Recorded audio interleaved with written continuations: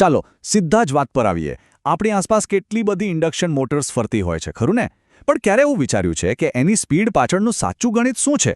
મતલબ મોટર પર જે સ્પીડ લખી હોય એ હકીકતમાં કેમ થોડી ઓછી મળે છે? બસ આજે આપણે આ જ રહસ્યને ઉકેલવાના છીએ.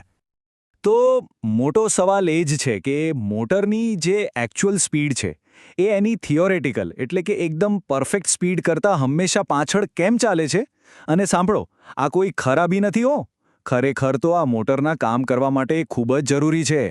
તો ચાલો આપણે ઊંડા ઉતરીને સમજીએ કે આ સ્લિપ થવા પાછળનું કારણ શું છે અને એ આટલું બધું ઇમ્પોર્ટન્ટ કેમ છે. ઓકે, તો સૌથી પહેલાં વાત કરીએ મોટરની આઈડિયલ સ્પીડની. એન્જિનિયરિંગની ભાષામાં આપણે એને કહીએ છીએ સિન્ક્રોનસ સ્પીડ. તો આ સિન્ક્રોનસ સ્પીડ છે શું? એકદમ સિમ્પલ છે. જેવી આપણી મોટરમાં પાવર આપીએ એટલે એનો જે સ્થિર ભાગ છે, જેને સ્ટેટર કહેવાય, એમાં એક ફરતું ચુંબકીય ક્ષેત્ર એટલે કે મેગ્નેટિક ફિલ્ડ બને છે. બસ આ મેગ્નેટિક ફિલ્ડ જે સ્પીડથી ગોળ ગોળ ફરે છે ને, એ જ છે સિન્ક્રોનસ સ્પીડ. એમ સમજી લો કે આ મોટરની ઓન પેપર ટોપ સ્પીડ છે, એક આદર્શ આંકડો જેની સાથે આપણે વાસ્તવિક સ્પીડને સરખાવીશું. હવે સવાલ એ કે આ સ્પીડ નક્કી કઈ રીતે થાય છે? તો એના માટે એક સીધું સાદું સૂત્ર છે. NS બરાબર 120 ગુણ્યા F ભાગ્યા P. અહીંયા F એટલે આપણે જે પાવર સપ્લાય આપીએ એની ફ્રીક્વન્સી. જેમ કે ભારતમાં આપણે જાણીએ છીએ 50 હર્ટ્ઝ હોય છે. અને P એટલે મોટરની અંદર મેગ્નેટિક પોલ્સની સંખ્યા. બસ આ બે જ વસ્તુઓ નક્કી કરે છે કે પેલું ચુંબકીય ક્ષેત્ર કેટલી તેજીથી ફરશે. સારું, તો આ તો થઈ થિયરીની વાત, એક આદર્શ દુનિયાની. પણ રિયલ લાઈફમાં મોટરનો જે શાફ્ટ છે ને, એ ક્યારે આટલી સ્પીડ પકડી જ નથી શકતો.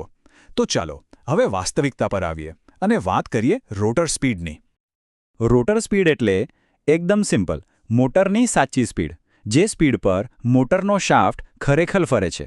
તમે કોઈ ચાલતી મોટર જુઓ તો એનો જે ફરતો ભાગ છે એ જે ગતિએ ફરે છે, બસ એ જ રોટર સ્પીડ છે, જેને આપણે ટેકોમીટર જેવા સાધનથી માપી શકીએ છીએ. આ જ એ સ્પીડ છે જે આપણને કામમાં આવે છે. અને અહીંયા જ આખી વાતનો સૌથી મજેદાર પોઈન્ટ આવે છે. જુઓ, એક બાજુ છે સિન્ક્રોનસ સ્પીડ એટલે કે NS, જે પેલી મેગ્નેટિક ફિલ્ડની સ્પીડ છે, અને બીજી બાજુ છે રોટર સ્પીડ એટલે કે N, જે શાફ્ટની રિયલ સ્પીડ છે. અને આમાં એક વાત ગાંઠ બાંધી લેવા જેવી છે. રોટરની સ્પીડ કાયમ, હંમેશા સિન્ક્રોનસ સ્પીડ કરતાં ઓછી જ હશે. આ બંનેની વચ્ચે એક તફાવત તો રહેવાનો ને રહેવાનો જ. તો પછી સવાલ એ થાય કે ભાઈ આ ગેપ છે શું કામ? આ આઈડિયલ અને રિયલ સ્પીડ વચ્ચે જે તફાવત છે એને સમજવા માટે બસ એક જ શબ્દને પકડવાનો છે, અને એ શબ્દ છે સ્લીપ. ચાલો, સ્લીપને સમજવા માટે પહેલાં આપણે સ્લીપ સ્પીડને સમજીએ. આ એકદમ સહેલું છે. બસ સિન્ક્રોનસ સ્પીડમાંથી રોટર સ્પીડને બાદ કરી દો એટલે કે NS માઇનસ N. જે જવાબ આવે એ જ RPMમાં આ બંને વચ્ચેનો તફાવત છે. પણ જુઓ, એન્જિનિયર્સને ખાલી RPMના તફાવતમાં રસ નથી. એમને એ જાણવું છે કે આ તફાવત કેટલા ટકા છે. અને બસ અહીંયા જ એન્ટ્રી થાય છે અસલી સ્લીપની, જેને આપણે S કહીએ છીએ. સ્લીપ બીજું કશું જ નથી, પણ જે સ્લીપ સ્પીડ આપણે શોધી એને સિન્ક્રોનસ સ્પીડની સાપેક્ષમાં જોવાની એક રીત છે. મતલબ કે એ ટકાવારીમાં બતાવે છે કે રોટર પેલા મેગ્નેટિક ફિલ્ડથી કેટલા % પાછળ રહી ગયું છે. અને એના માટેનું સૂત્ર છે S બરાબર NRS માઇનસ N ભાગ્યા NRS.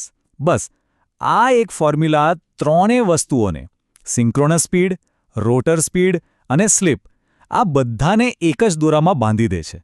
અને આ સૂત્રથી જ મોટર કેવી રીતે કામ કરી રહી છે એનું આખું ચિત્ર ક્લિયર થઈ જાય છે. અને હવે આવે છે સૌથી મહત્વની વાત. ધ્યાનથી સાંભળજો. આ જે સ્લીપ છે ને, એ કોઈ પ્રોબ્લેમ નથી, કોઈ ખામી નથી. ઉલટાનું એ મોટરની સૌથી મોટી જરૂરિયાત છે. કેમ? કારણ કે જો રોટર અને મેગ્નેટિક ફિલ્ડ વચ્ચે સ્પીડનો આ તફાવત એટલે કે સ્લીપ હોય જ નહીં, તો રોટરમાં કરંટ જ પેદા નહીં થાય. અને જો કરંટ જ નહીં હોય તો ટોર્ક ક્યાંથી બનશે? અને ટોર્ક વગર મોટર ફરશે કેવી રીતે? ટૂંકમાં સ્લીપ વગર તો મોટર ચાલુ જ ન થાય. એમ કહી શકાય કે સ્લીપ જ મોટરનો જીવ છે. ચાલો, તો અત્યાર સુધી જે પણ સમજ્યા એને એકવાર ફટાફટ રિવાઇઝ કરી લઈએ. આપણે બે મુખ્ય સ્પીડ અને એમને જોડતી એક બહુ જ મહત્વની કડી એટલે કે સ્લીપ વિશે વાત કરી. જુઓ, આ ટેબલ પર એક નજર નાખો, બધું જ ક્લિયર થઈ જશે. એક બાજુ છે સિન્ક્રોનસ સ્પીડ એટલે કે NS. એ શું છે? મેગ્નેટિક ફિલ્ડની સ્પીડ. એનું સૂત્ર NS = 120 F/P. બીજી બાજુ છે રોટર સ્પીડ એટલે કે N. એ શું છે? શાફ્ટની એક્ચ્યુઅલ સ્પીડ. અને સૌથી ઇન્ટરેસ્ટિંગ છે એનું બીજું સૂત્ર N = NS × 1 - S.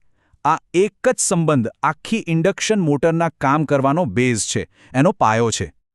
તો આ બધી વાત પછી એક છેલ્લો સવાલ મનમાં રાખીને જોઈએ. આપણે એ તો સમજી ગયા કે ટોર્ક બનાવવા માટે સ્લિપ હોવી ફરજિયાત છે. તો હવે જરા વિચારો, જો કોઈક રીતે કોઈ જાદુથી રોટરની સ્પીડ વધીને સિંક્રોનસ સ્પીડ જેટલી થઈ જ જાય તો શું થશે? એ જ ક્ષણે સ્લિપ તો 0 થઈ જશે, બરાબર ને? તો પછી મોટરનું શું થશે? શું એ ફરતી રહેશે? આ સવાલનો જવાબ જો તમે શોધી કાઢશો તો સમજી લેજો કે તમને ઇન્ડક્શન મોટરનો આખો કોન્સેપ્ટ સમજાઈ ગયો.